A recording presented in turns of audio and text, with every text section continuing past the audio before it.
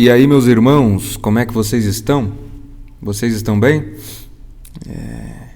Nós estamos iniciando hoje mais uma aula da Escola Teológica Semeadores de Esperança. Essa é a nossa escola. Ainda é uma pequena semente, mas um dia será uma árvore que dará muitos frutos.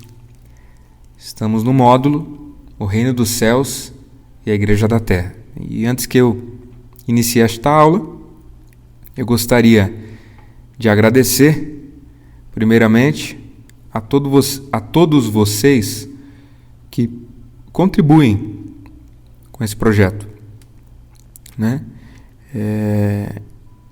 E deixar muito claro que a minha expressão de gratidão não se deve somente pelo fato de que a sua contribuição me possibilita gravar áudios, enviar essas aulas, estudar, etc. Mas que a sua contribuição me possibilita continuar servindo e vivendo de forma integral ao ministério da forma como eu me dedico aqui.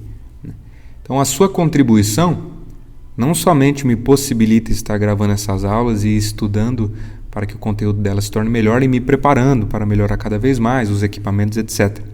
Mas a sua contribuição também me possibilita continuar servindo em tempo integral a todos aqueles a quem eu sirvo aqui, diariamente, semanalmente, a todos aqueles que eu acompanho, a todos aqueles que eu aconselho, a todos aqueles que de alguma forma podem ser abençoados pela minha oração, pelo meu ensinamento, pela minha companhia, pelo meu discipulado, pelo meu discipular, né? Pelo meu evangelismo e etc. Né? Então, eu gostaria de expressar a vocês também a gratidão de todos aqueles que eu acompanho aqui, né? E de todos aqueles que têm sido de alguma forma colhido frutos da minha dedicação que eu tenho feito aqui. Eu digo isso assim com muita transparência, né? É a sua contribuição que me possibilita fazer isso, tá? Então eu agradeço e eu peço para que Deus vos abençoe cada vez mais e faça cada vez mais o seu coração transbordar em paz e generosidade. Amém. Hoje nós vamos analisar Mateus capítulo de número 16, a continuação do texto que nós analisamos na última aula. Na última aula nós fizemos uma análise sobre o que seria essa pedra em que Jesus edificou a igreja. Também eu te digo que tu és Pedro e sobre esta pedra edificarei a minha igreja. Nós falamos sobre como os católicos enxergam. Os protestantes, eu não foquei na forma como os protestantes enxergam, porque a forma protestante de enxergar esse texto é parecida com a forma que eu apresentei, né?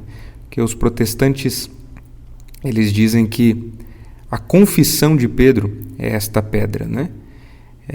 A única ressalva que eu apresentei para vocês é que essa afirmação de Jesus sobre esta pedra edificarei uma igreja é uma frase comum da cultura judaica que se refere à experiência de fé de Abraão.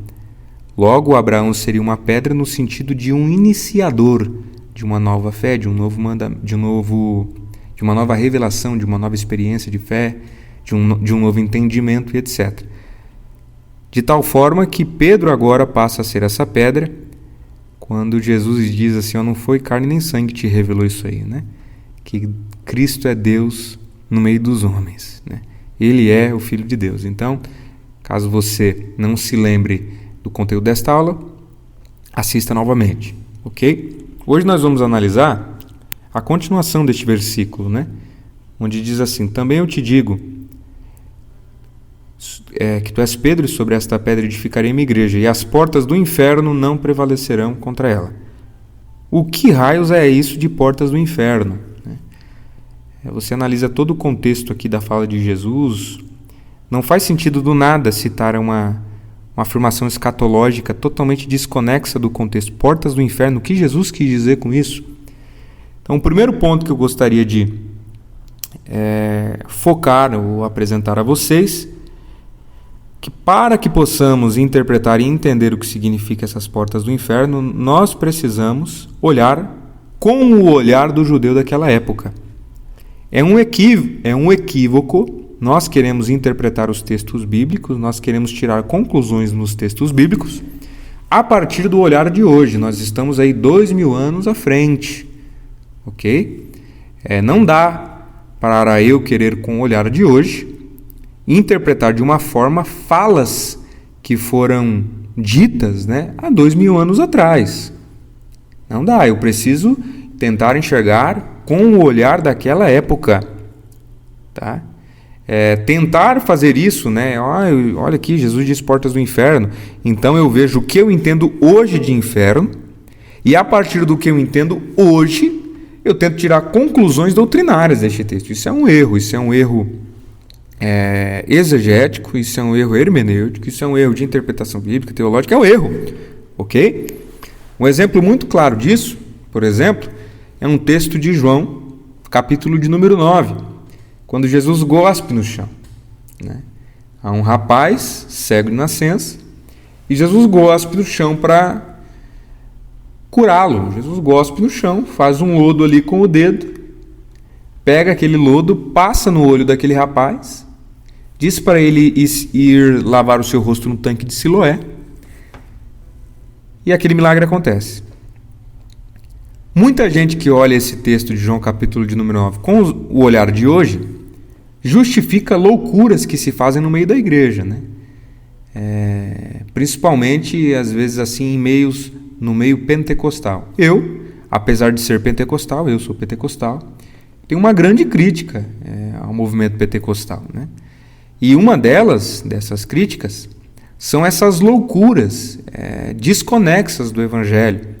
E muitas vezes se utilizam deste texto de João capítulo de número 9 para justificar as suas incoerências, as suas loucuras. Não tem nada a ver com a loucura que Paulo diz assim, a loucura do Evangelho. Não, é a loucura do brasileiro. Não tem nada a ver com a loucura do Evangelho.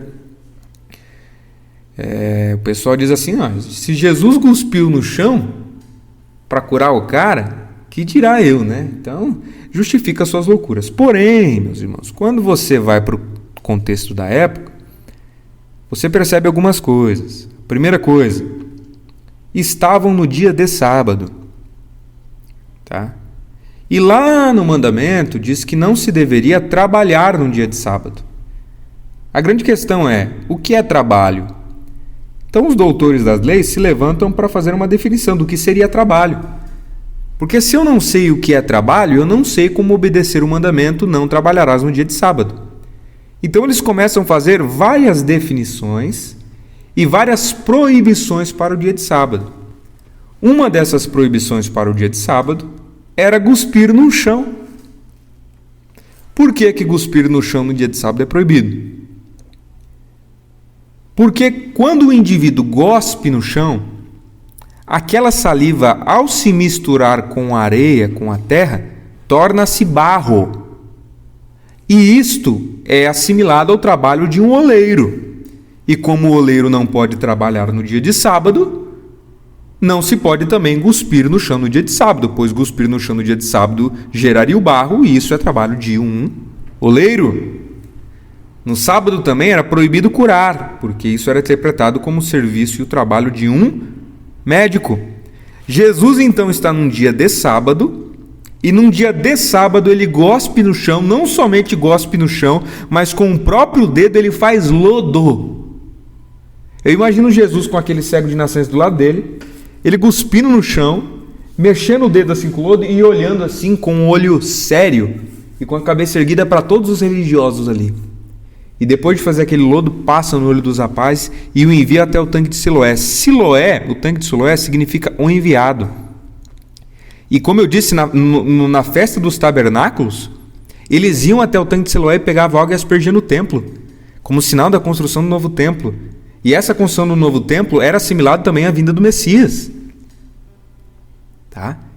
Então Jesus, num dia de sábado, faz tudo aquilo e envia aquele indivíduo até o tanque de Siloé para sinalizar duas coisas. A primeira coisa que Jesus queria sinalizar era que ele era o Messias. E a segunda coisa era que ele sendo o Messias, estava dando um salto de interpretação religiosa, um salto de experiência espiritual. Que o Evangelho transcende aquelas obrigatoriedades, aquelas proibições religiosas do sábado. Essa forma que Jesus se utiliza de cuspir no chão e fazer um milagre daquela forma é uma forma totalmente didática. E a gente só consegue entender isso quando a gente olha para a cultura da época. De igual forma, Mateus capítulo de número 16, quando nós falamos aqui da igreja, nós precisamos olhar a partir da cultura da época. Tá, Luiz, mas o que tem a ver a cultura da época? Que vocês se lembram que eu falei para vocês quando eu comecei a ler o texto na aula passada, que Jesus está em Cesareia de Filipe. Indo Jesus para os lados de Cesareia de Filipe, ou seja, Jesus foi para os lados de Cesareia de Filipe. A questão é, por que Cesareia de Filipe? O que Cesareia de Filipe tem a ver com esse contexto? E o que Cesareia de Filipe tem a ver com a pergunta que Jesus faz: quem diz o povo ser o Filho do Homem?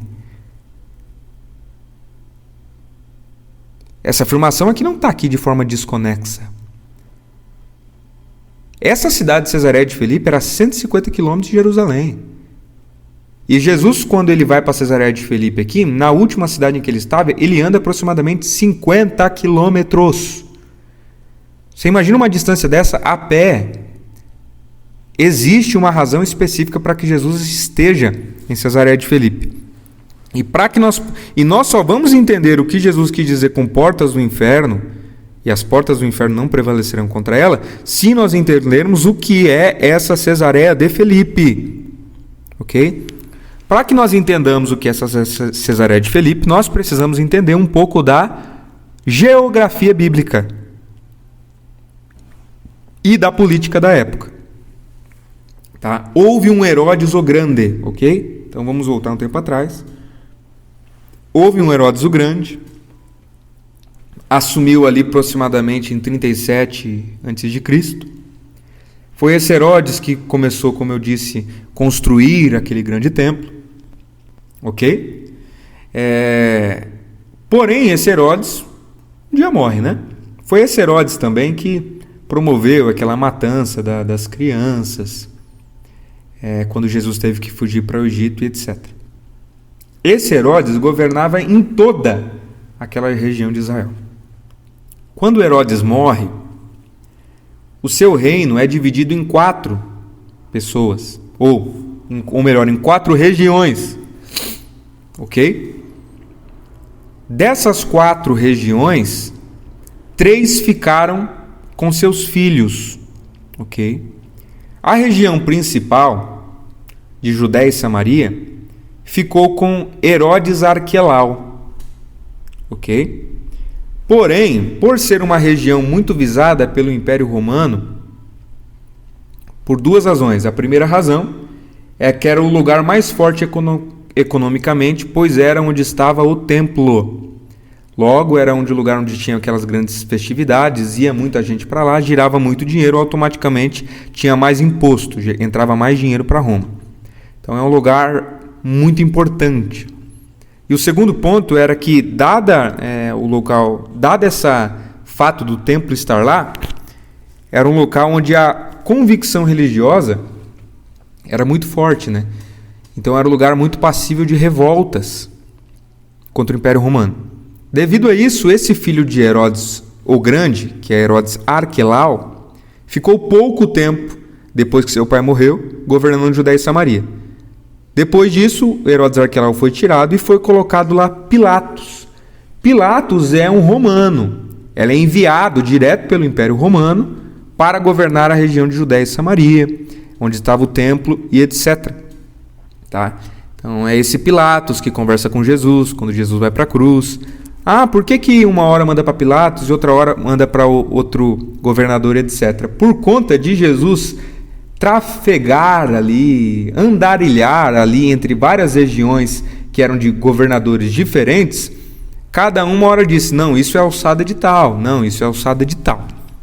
Tá? Então a primeira região mais importante, que é a região de Judéia e Samaria, ficou com o filho de Herodes o Grande, chamado Arquelau. Depois de um tempo ele foi tirado e foi passado esse governo então para Pilatos. A segunda região, que é a região da Galileia e Pérea, ficou com Herodes Antipas. E a terceira região ficou com Herodes Filipe. Lembre-se, Jesus está em Cesareia de Filipe. A terceira região, chamada região de Bassã, ficou com esse Filipe. A quarta região ficou com outros governadores estrangeiros. Tá? Isso nós vemos, por exemplo, ali em Lucas, capítulo de número 3, versículo de número 1. Olha o que está escrito. No 15º ano do reinado de Tibério César, sendo Pôncio Pilatos governador da Judéia, Herodes, tetrarca da Galileia, seu irmão Filipe, tetrarca da região da Itureia, Tracônides e Licânias, tetrarca de Abilene, sendo sumos sacerdotes Anás e Cafás, etc. O que significa esse tetrarca? Um monarca é um que governa sozinho uma grande região. Como a região de Herodes e Grandes foi dividida entre 4 regiões, cada responsável foi chamado de tetrarca. Tá? Então você vê aqui que há o Pôncio Pilatos, há o Herodes, o tetrarca da Galileia, que é o Herodes Antipas, e há o seu Felipe. E aqui cita aqui algumas regiões que ele estava responsável, e todas essas regiões incluía Bassã. Ok? Então nós estamos aqui agora, vocês estão começando a entender aqui o contexto geográfico. Jesus está saindo de uma cidade, aproximadamente 50 km de distância, e indo para uma região onde quem governava era Filipe, indo para Cesareia de Filipe. A questão é, o que é essa Cesareia de Filipe? Tá? O que é essa Cesareia de Filipe? Cesareia de Filipe era um lugar maldito para os judeus. Cesareia de Filipe é um lugar proibido, entre aspas, para os judeus. É um tabu. Por que é um tabu? Porque antes de se chamar Cesareia de Filipe, a Cesareia tem a ver com César. O nome foi mudado e eu já vou explicar o porquê. Antes de se chamar Cesareia de Filipe, essa cidade se chamava Bânias. Mas antes de se chamar Bânias, se chamava Pânias. Ok? Por que Pânias? Pânias, que vem do deus Pan. Essa cidade era uma cidade edificada sobre autoridade, em homenagem ou em adoração ao deus Pan. Por isso a cidade ficou conhecida como Pânias.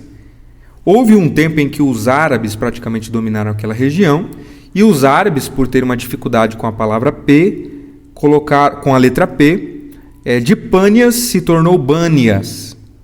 Ok? Então tudo isso se inicia no deus Pan. Essa cidade era um grande centro de idolatria.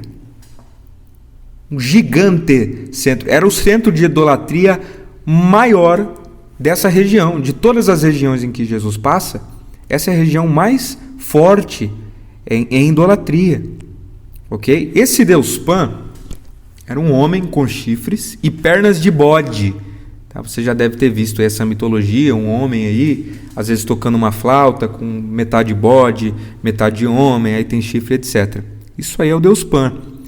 Era um deus que ficava assim nas selvas, nas cavernas, em grutas e etc.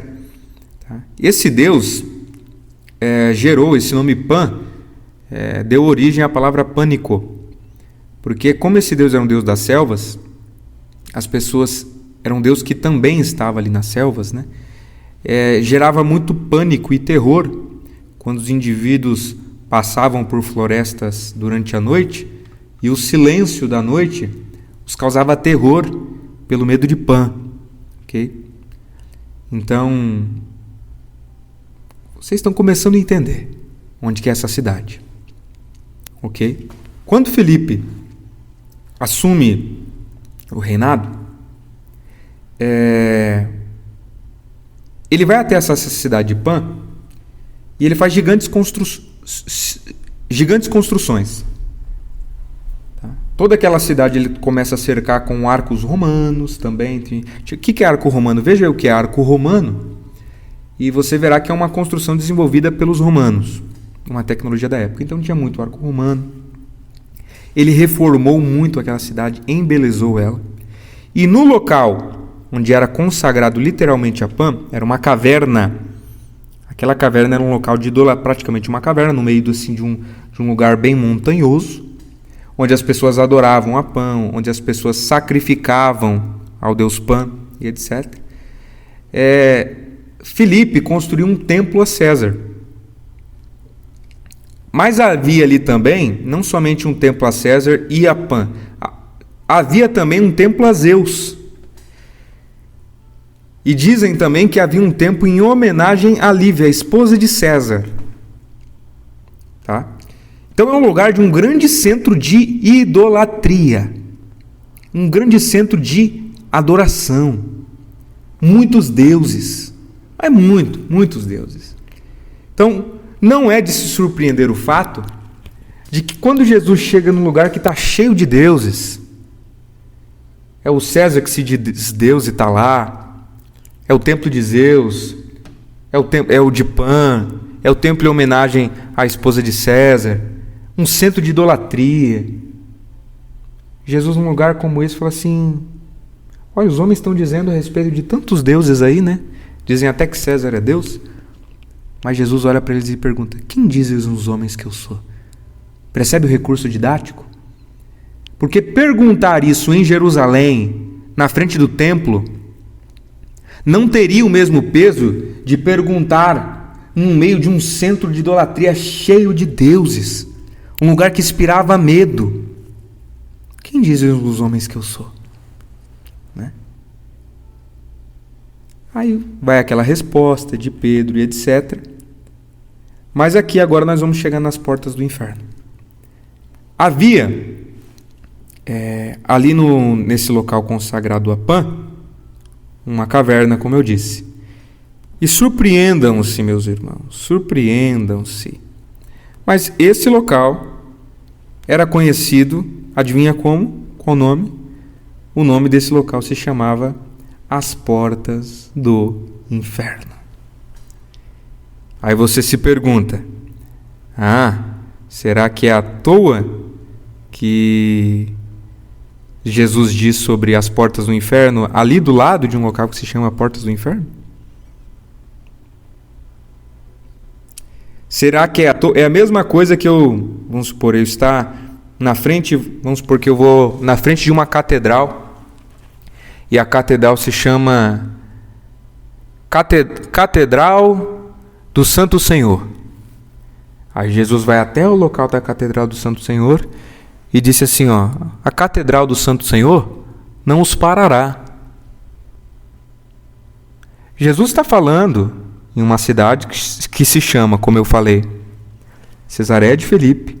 Lá em Cesareia de Filipe há um lugar que se chama Portas do Inferno. Olha só o que alguns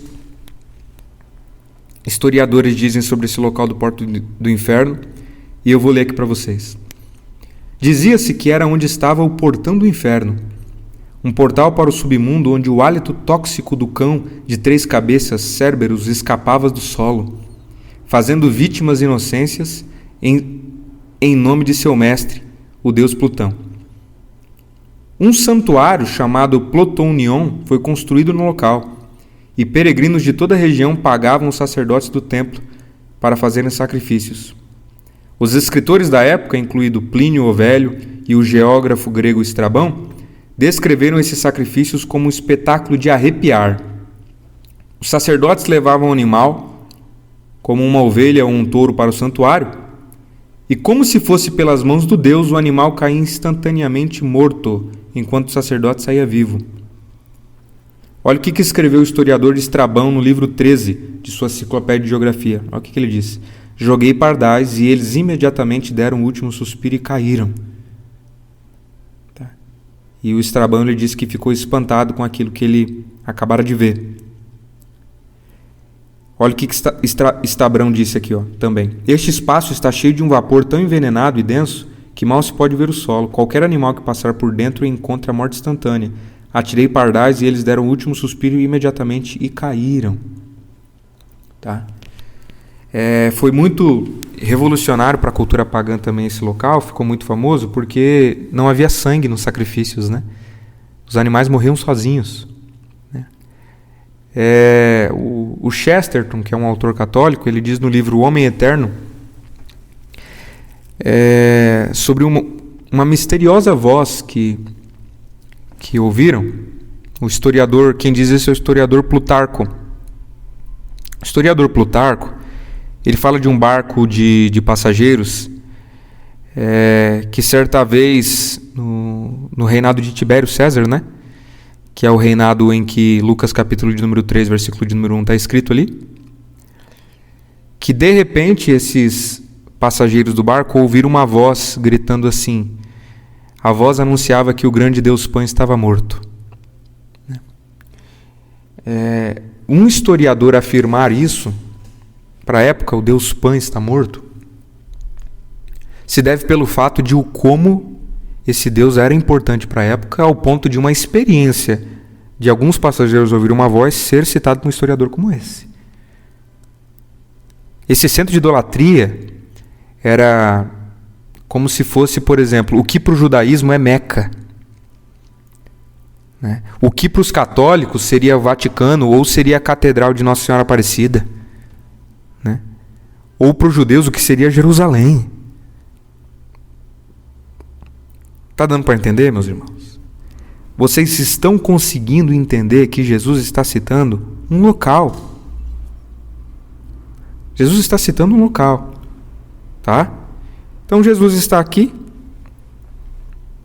em Cesareia de Filipe, nesse centro de idolatria. Nesse centro de idolatria há um local que se chama Portais ou Portas do Inferno, tá? Um local que gera extremo medo, extrema idolatria, extrema evocação de hostes espirituais. Mas Luiz, o que isso tem a ver com o nome Cesareia de Filipe? Aí, porque a cidade não se chamava Pan em homenagem a Bânia? Sim.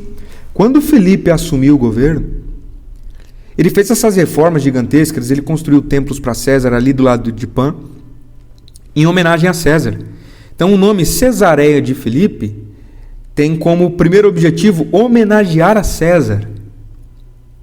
E o segundo objetivo, Cesareia de Filipe, é para se diferenciar da Cesareia Marítima, que era uma outra cidade que se chamava Cesareia. Falar de Cesareia de Filipe e falar desse local de Portas do Inferno é falar de de hostes espirituais e políticas. É a mesma coisa que eu falar de hoje, por exemplo, de um Vaticano, que é político e ao mesmo tempo religioso. Ou imagina a cidade de Brasília, mas imagina que a cidade de Brasília, ao mesmo tempo que ela é política, imagina que ela tem uma religião oficial, ela é islâmica. Falar de Cesareia de Filipe é falar de um poder espiritual e político.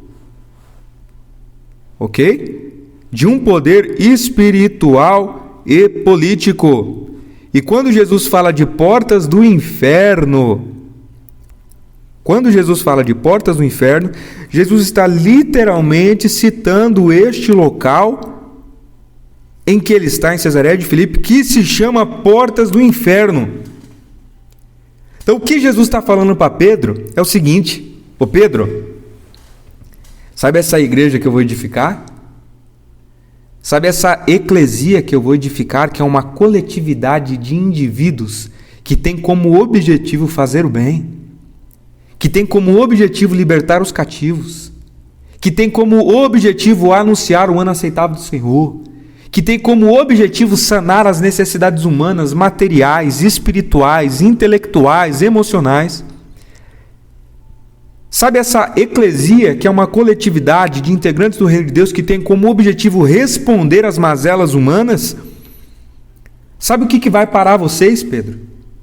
Sabe o que terá poder para impedir a caminhada de vocês? Nada. As portas do inferno não prevalecerão. Não há hostes espirituais e nem há poder político nenhum de César, ou no há Zeus, ou no há Pan, não há nada, e nem ninguém que terá a capacidade de parar o avanço da igreja de Jesus. E quando eu falo de igreja de Jesus, eu não me refiro a esses templos que você vê em cada esquina. que em 90% das vezes nada se parecem com o que é a igreja de Jesus. Eu estou falando da igreja que é de Jesus. Tá? Eu estou falando da igreja que é edificada realmente no Evangelho e em Jesus. Sabe o que pode parar um povo que faz o bem, meu irmão? Nada. As portas do inferno falam de hostes espirituais e políticas. Nada para. Aí Jesus explica o porquê nada para. Né? Olha só, e as portas do inferno não prevalecerão contra ela. Dar-te-ei as chaves do reino dos céus. Ok? Será que você não consegue perceber a linguagem parabólica que Jesus se utiliza ali com portas e chaves? Né? Porque chaves é uma resposta direta para aquilo que anteriormente Jesus acabou de falar, portas. Né? Muita gente, e nós vamos rebater essas conclusões, essas afirmações, muita gente se utiliza deste texto de que Jesus deu a Pedro as chaves dos reinos dos céus para dizer que há um monopólio da salvação numa linearidade histórica de Pedro.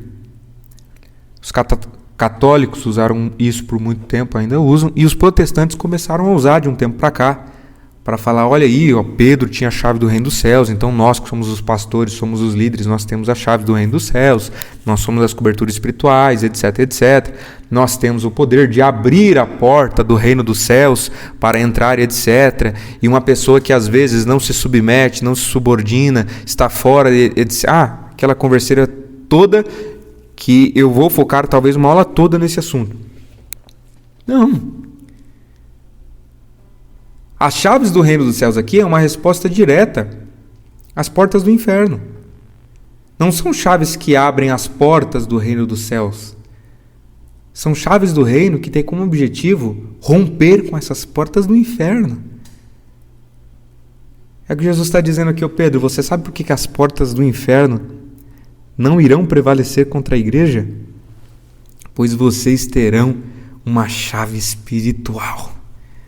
A chave que está em posse do reino dos céus. Ela abrirá essas portas. Ela não os essas portas do inferno não os impedirá de caminhar.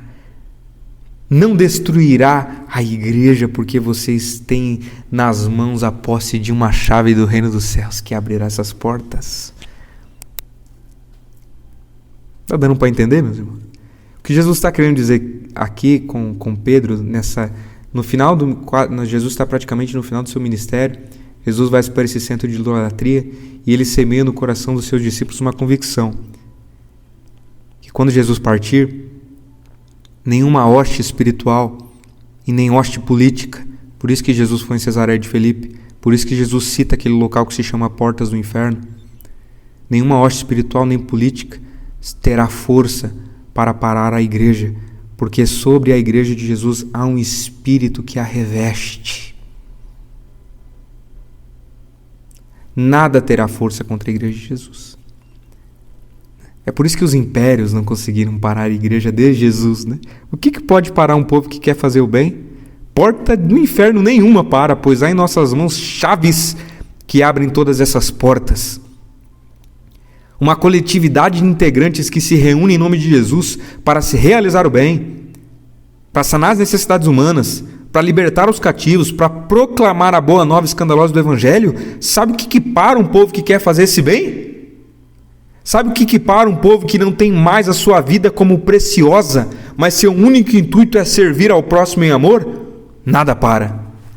Porta do inferno nenhuma para, pois há em nossas mãos chaves do reino dos céus que abrem todas essas portas, né? Então uma porta que tem como finalidade impedir a entrada de alguém, essa porta só consegue impedir se o indivíduo não tem a chave.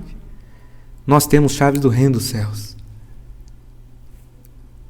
Nada pode parar a igreja de Jesus. Aí você me perguntaria, Luiz, mas como é que você explica as igrejas que fecharam, os continentes como a Europa e etc., onde o cristianismo foi extremamente forte, e o cristianismo hoje na Europa? Eu estava aqui na convenção da minha denominação, a denominação que eu faço parte, e tem missão no mundo inteiro, né? E boa parte dessa missão é na Europa, Eles apresentaram dados assim entristecedores a respeito da Europa. Se eu não me engano, hoje na Europa são 3% de cristãos, né? A Europa foi o centro missionário que praticamente enviou missionários para o mundo inteiro. Aí você se pergunta, a Igreja de Jesus morreu lá, Luiz? Não, a Igreja de Jesus não morreu porque a porta do inferno não pode parar. O que morreu foi uma igreja que deixou de ser de Jesus. Uma igreja, quando ela deixa de ser de Jesus, as portas do inferno prevalecem contra ela. E quando eu digo que a porta do inferno prevalece contra ela, não é no sentido de fechar o templo. Porque quando fecha o templo, fechou o templo, não a igreja de Jesus. A coletividade de irmãos não estão restringidos ou limitados a um templo. Pode se reunir nas casas, pode se reunir em qualquer lugar, né? Então, às vezes, por falar uma pessoa não conseguir pagar a conta, fecha uma igreja, um templo, ou melhor, fecha um templo. Isso não significa que as portas do inferno prevalecerão contra um povo, uma coletividade que quer fazer o bem. Não. Estou falando disso. Tá? Agora, o fato de o cristianismo morrer como um todo na Europa está acontecendo nos Estados Unidos, e eu falo sempre que se a igreja brasileira não mudar, não se arrepender, não se converter ao Evangelho, acontecerá o mesmo aqui no Brasil, porque a igreja deixou de ser a igreja de Jesus. É o que Jesus diz no Evangelho de Mateus, é sal que perdeu a capacidade de salgar, se tornou insípido, não serve para mais nada, a não ser para ser jogado no fogo. É o que Paulo diz, o que João diz no Apocalipse, sobre a igreja que perdeu seu primeiro amor, sobre a igreja que deixou as obras do início, as verdadeiras. É a igreja que deixou de ser a igreja de Jesus. Se tornou um clube religioso, que às vezes livra o indivíduo da carência, da depressão, da solidão, por ser um clube onde as pessoas se reúnem. Mas o fato de ser um clube não significa que é uma igreja de Jesus. Então, meus irmãos, sobre a igreja de Jesus, sobre essa coletividade de pessoas que se reúnem para fazer o bem, uma promessa de Jesus. E é nisso que eu descanso. É nisso que eu descanso, meus irmãos, porque há uma promessa de Jesus de que nenhuma hoste espiritual, nenhuma hoste política, nenhuma hoste de qualquer natureza tem poder ou a capacidade de prevalecer ou parar a igreja do Senhor. Pois para essas portas há uma solução, que é as chaves do reino. E isso me faz descansar. Isso me faz descansar, né? Tem um louvor que eu gosto muito, que se chama, eu não me lembro o nome dele, né? Mas tem um trecho que diz assim: o Coliseu não parou a igreja, os leões não pararam a igreja, né? Os imperadores não pararam a igreja. Ninguém pode parar a igreja do Senhor. Ninguém pode parar a igreja do Senhor enquanto a igreja do Senhor permanecer como igreja do Senhor. Policarpo, não sei se vocês já ouviram falar deste nome, foi o discípulo do apóstolo João. João foi o último apóstolo vivo, e quando João morre, o último homem vivo que teve contato com um dos apóstolos foi Policarpo. Policarpo escreve uma carta à igreja dos Filipenses. Policarpo foi bispo da igreja de Esmirna. Tá? É a igreja citada lá em Apocalipse. E Policarpo, quando ele escreve a sua carta aos Filipenses, ele diz como os mártires da igreja, aqueles que derramavam o sangue, eram praticamente as sementes que faziam a igreja crescer. A igreja, quando é de Jesus, ninguém para ela. E ninguém para ela, eu não estou dizendo novamente em sentido financeiro, não estou dizendo novamente em sentido de status, de poder. Eu estou dizendo que nenhuma hoste espiritual, nada, pode parar um povo que quer fazer o bem. Nada o segura. Nada o segura. Nem perseguição, nem nada. Nem demônios, nem macumba.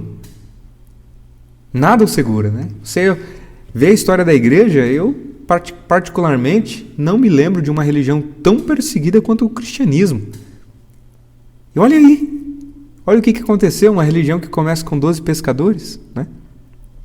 Então, esse é o significado de Mateus, capítulo de número 18. Há uma promessa de Jesus sobre nós. E se você junto comigo, ou juntamente comigo, tem esse mesmo propósito de fazer parte de uma igreja de Jesus, ore comigo. Ore comigo que Jesus venha suscitar igrejas assim. Permita que Jesus lhe molde a cooperar com uma igreja assim. Mas eu não encontro igreja assim em lugar nenhum. Permita que Jesus te molde para que você seja uma pedra viva a edificar uma igreja assim. Nós precisamos nos unir. Nós precisamos nos unir, nós precisamos nos fortalecer em oração, em convicção e em comunhão. Deixa Jesus te usar aí na sua cidade. Então, agora que nós já explicamos esse texto, alguém me perguntaria: Luiz, mas quando Jesus, as portas do inferno não prevaleceram contra ela, tem ponto final. Dar-te-ei a chave do reino dos céus vem depois do ponto final, depois de uma vírgula. É o início de uma outra frase. Eu digo assim, meu Deus do céu. Alguém que faz um argumento como esse, como eu vou dizer, com todo respeito, não sabe nada da história bíblica. Pois no tempo em que este conteúdo foi escrito, não haviam vírgulas, meus irmãos. Não tinha ponto e vírgula. Tinha 2 pontos, exclamação. Essas coisas que a gente tem. Não tem. Então, essa pontuação foi uma forma que o tradutor encontrou, ok? Porém, é bem possível eu pegar ali, eu estou aqui na tradução ARA, Almeida Revista Atualizada, eu considero a melhor tradução.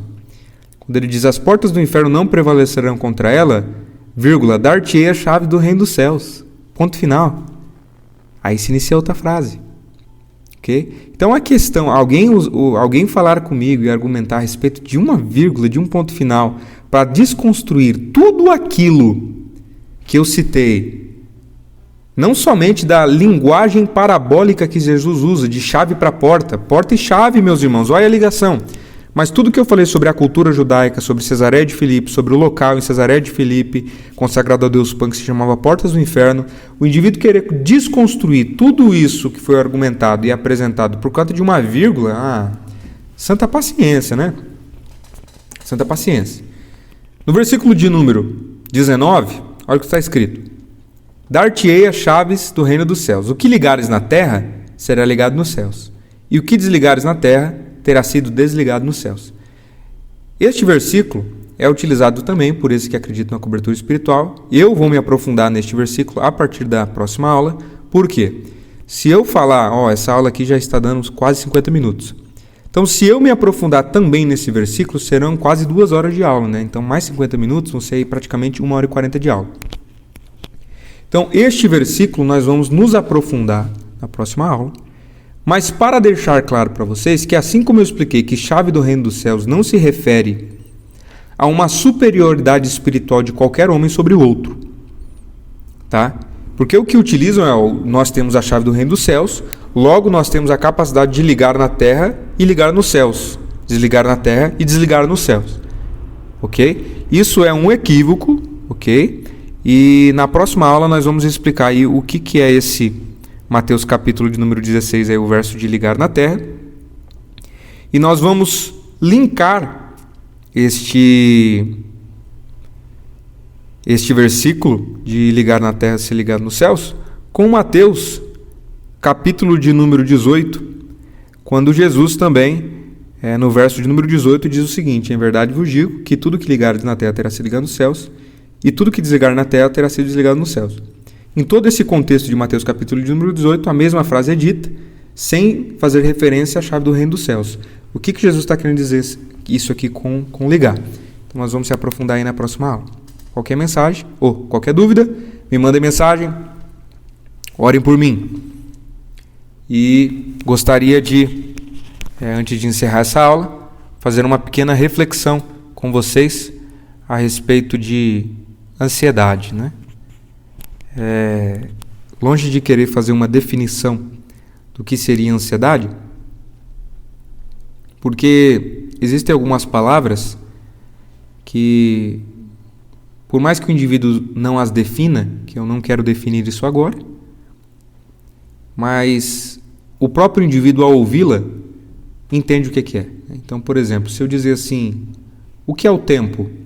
Você sabe o que é tempo, você só não sabe explicar, você só não sabe fazer uma definição. Então eu não vou fazer uma definição de ansiedade aqui, mas quando eu dizer, você sabe o que é. Provavelmente você assente, né? E o Evangelho nos diz que a cura para a ansiedade, Pedro nos diz, né? Lançando sobre ele toda a vossa ansiedade, porque ele tem cuidado de vós. E Jesus, certa vez, ele diz assim, ó, não vos preocupeis com o dia de amanhã, para cada dia basta o seu mal. Olhai para as aves do céu, que não semeiam, não cegam, mesmo assim vosso Pai as alimenta. Porventura vós não tendes mais valor do que todas elas? Ou, qual de vós, por mais preocupado que esteja, pode acrescentar um côvado da sua estatura? Ou o que vale mais? O corpo ou a veste? A vida ou o alimento? Jesus, quando ele diz que nós valemos mais do que as aves do céu, sobre valor. Jesus também diz assim, olha para os lírios do campo. Eles não trabalham, não fiam. Eu digo que nem Salomão em toda a sua glória se vestiu como eles. Porventura vocês não têm mais valor do que os lírios do campo? Há mais valor em nós do que as aves, há mais valor em nós do que os lírios do campo. Há mais valor em nós, Jesus diz também. Jesus fala, aves ele fala sobre alimento. Lírio, ele fala sobre veste. Mas para que o entendimento dos discípulos não focasse simplesmente na veste e no alimento, que não é o foco do texto, um dia nós vamos fazer uma exegese aqui sobre esse texto. Jesus, ele diz assim, mas ainda, o que vale mais? Porque Jesus diz, o alimento da ave, a veste do lírio. Mas o que ainda vale mais? O corpo ou a veste? Ele diz assim, mas mais do que a veste, o corpo tem maior valor. Muito maior valor do que a veste. E o alimento que eu falei da ave, o que vale mais? A vida ou o mantimento ou o alimento? Então, o que Jesus está dizendo aqui é que há um valor intrínseco a mim maior do que tudo o de fora. Tudo. Então, o que te deixa ansioso? Um carro que você quer comprar, uma moto, a sua faculdade, a sua estabilidade, o seu casamento, você não casou ainda, quer casar. O que te deixa? As suas contas? O que te deixa ansioso? Uma das propostas de Jesus para a ansiedade é que nós conseguimos encarnar e viver com convicção que o valor intrínseco ao meu eu é infinitamente maior do que qualquer outra coisa. Quando nós conseguimos entender e viver esse valor intrínseco a nós, que nasce do amor profundo que o Senhor sente por nós e despendeu esse amor sobre nós, né? A ansiedade ela vai se esvaindo e vai escapando aos poucos, né? Então há maior valor em você. Você talvez não conseguiu aí, não tenha um carro e você fica ansioso. Próxima vez que você olhar para um carro, lembre-se, o que vale mais, você ou o carro? Sabe para Deus o que vale aquele carro? Aquilo lá não vale nada para Deus. Deus não ama o carro. E o carro não tem valor nenhum, tem preço. Você tem valor.